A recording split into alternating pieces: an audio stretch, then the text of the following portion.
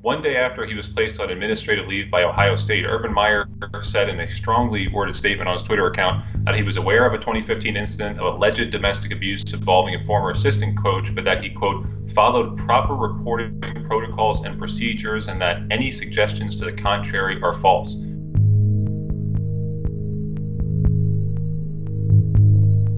The statement represented a really strong departure from what Meyer said at Big Ten Media Days late last month when he was quoted as saying to media, "This story is nothing. I just found out about it. I don't know who creates a story like that."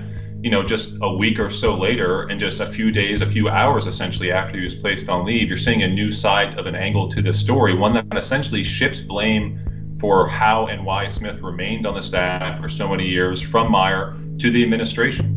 The former assistant coach in this case, wide receivers coach Zach Smith, was on a Columbus, Ohio radio station on Friday, and he essentially echoed the point that Meyer made. He said that in October 2015, he was out on a recruiting trip when Ohio State Athletics Director Gene Smith found out about the incident and told Smith that he had to be on the next flight home. It's just basically a day since the consensus among people was that Meyer was going to have to fight to survive, that he might very well be fired or be forced to resign. Now you're seeing a very quickly shifting narrative to the story, essentially, that says now Meyer is not culpable for the fact that Smith remained on the staff because Smith's superiors at Ohio State were aware of the incident back in 2015. So Meyer very kind of tellingly ended his statement that he issued on Twitter by saying, you know, quote, "I look forward to rejoining them soon," meaning his team.